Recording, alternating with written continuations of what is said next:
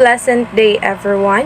So for today, we will gonna discuss to you about our policies and procedure dealing with guest property. So I have here my group mates, Avila Lester, Delicana Vince Leonard, Hanog Jacqueline, Labadan April Rose, and yours truly, Mudanza Maria Caroline. So keeping your employees happy yet making sure they follow all the rules within your operation can be tricky. The key is to spell out all your policy clearly and fairly in your employee handbook. Upon hiring, make sure you go over each single policy with your employee so that your employee is aware from the get and go. Management must also be vigilant about enforcing all the rules and guidelines you set out for your employees. So these are the 17 policies. So once you let one employee get away with something, other employees will follow a suit. You will also be exposed yourself to potential liability if an employee complains about unfair treatment. So strictly enforce a no cell phone policy.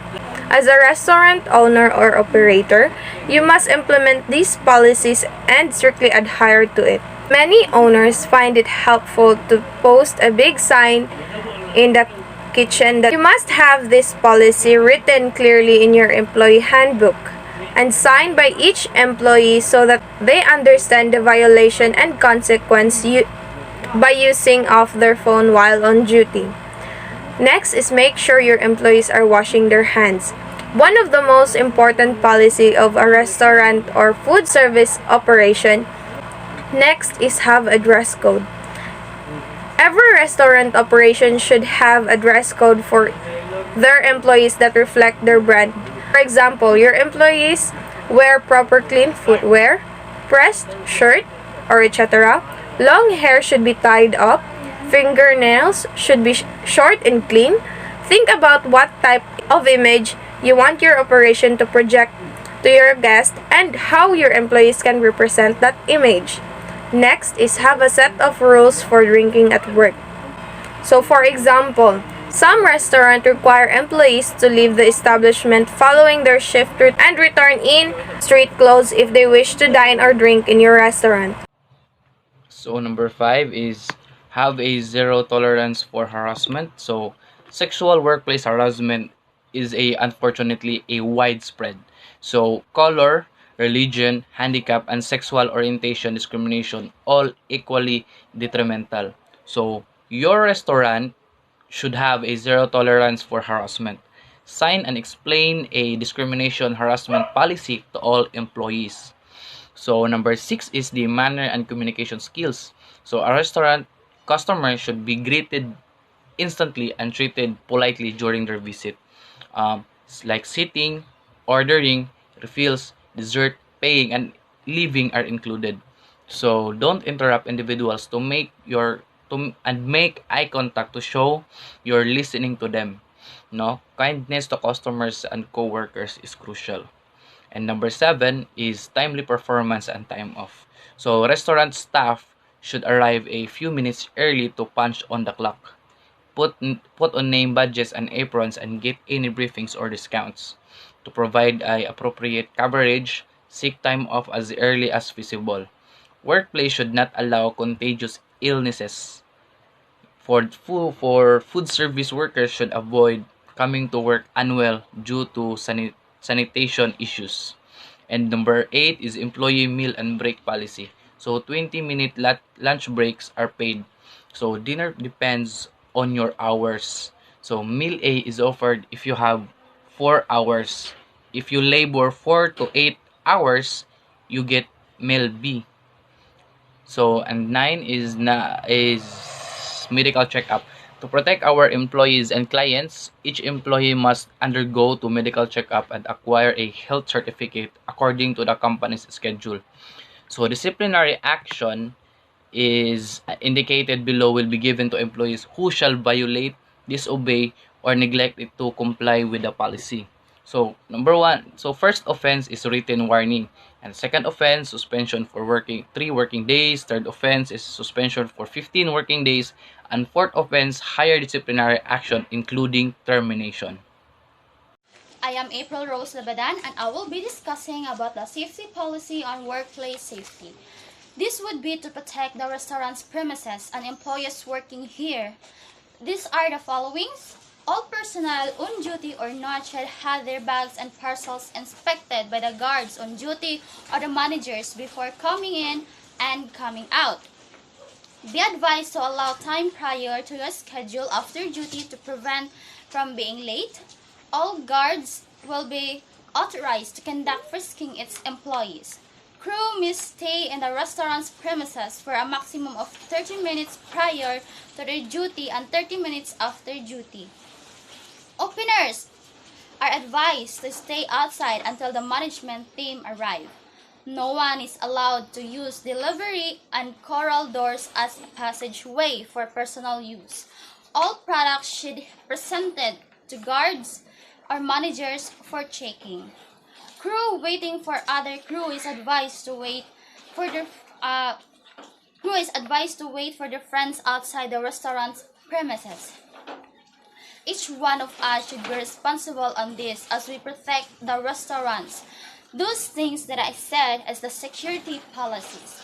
Next is the workplace safety. We are committed to ensure a safe working environment for all employees. We do this by following the strict safety and health rules, prohibiting the possessions of weapons and other dangerous devices by restaurant employees. We should be responsible in this. We are old enough to know what are the things that can harm other people. Rigorously adhering to the establishment safety procedures, following safety practices, and avoiding shortcuts. Let us follow the safety rules, requiring every restaurant's business to have an active safety program that is strongly supported by the management team. If you become aware of any actual or potential safety or environmental hazard, or if you have a safety concern, immediately notify your manager. That's all. Thank you. Good day, everyone. I am the next person who will going to discuss about the next policy. So the next one is the ID company. So in every company, there is always a ID issued to the crew for a proper identification. So from the word itself, it is an identification that you are working in that certain company. So when you lose it, there is a disciplinary actions given, and without justifiable reason, it will cause to a affidavit of loss. So you better not lose it because it is very important, especially when you're working in a establishment or a business company. And the next one is the no loitering policy. Off-duty employees should not arrive at the restaurant earlier than the scheduled shift and should the restaurant 30 minutes after the shift. Conflict resolution. Off-duty employees should refrain loitering inside and outside either restaurant premises. So, the things happen inside the restaurant will remain in the restaurant, and it should not spread out of the premises. If off-duty crew wants to buy food and eat in the lobby, he or she must be in civilian clothes and can stay for a maximum of only 30 minutes. If you are off-duty crew and you want to buy some food in the restaurant, you should wear some civilian clothes and notify the manager. Resigned or terminated employees on leave may only enter the premises as a customer. So, example, you already resigned or terminated, or you are on leave, you can enter a restaurant as a customer. And if you are an employee who is under suspension from work, is not allowed to enter the premises unless you are asked to report by the restaurant manager. So, employees should guard themselves against any complaint or harassment that may feel against him or her by a co-employee or a customer that can tarnish the good name of the company with regards to his or her performance or personal life. Employees should be extra careful with their actions because with a one mistake they made, it may cause a trouble in the company or his or her own life. More importantly, the employees are prohibited from displaying willful, flagrant, lewd, or shameless as to show the indifference to the opinion of good and respectable members of the community. So you should avoid making feel the customer or your co-employee feels that you're making being seductive like that. So you also avoid being in a relationship to your co-employee. You will be given a disciplinary action and be a written warning to suspension, or it depends on the circumstances of the case. If you found guilty on committing an immoral conduct, your actions may range from suspension to dismissal, but still it depends on the circumstances of the case. Next is sexual harassment or improper behavior. So the company is committed for maintaining a respectful work environment that is free of sexual harassment and all forms of sexual intimidation and exploitation. You are a customer or a co-employee, and if you feel like you are being harassed, you can quickly tell it to the management so that they can take any action of it. Next one is the drug abuse or preventing policy and procedures. So in keeping this commitment, drug abuse is hereby prohibited in any form. When you are caught using drugs, selling, trading, or offering for sales dangerous drug during working hours, you will be given a disciplinary action of it. So, hello everyone, good day. My name is Lester, and today I'll be discussing about how to respond to the customer complaints. So, there are only 4 things to remember. So, first, listen carefully. So, you must be able to listen to the complaints, to the said complaints, because that's you are able to create strategies on and to decide whether to raise it to the higher department or not. So you must listen carefully of the said complaints or the customers, of course, and respond kindly. That's the second one. So you must respond kindly to the customers. So like what I've said, we need to protect the image of the restaurant, and also as well for the image of the customer. Yes, if you're going to trigger the customer, then there's a probability that the customer also triggers. People can easily took videos.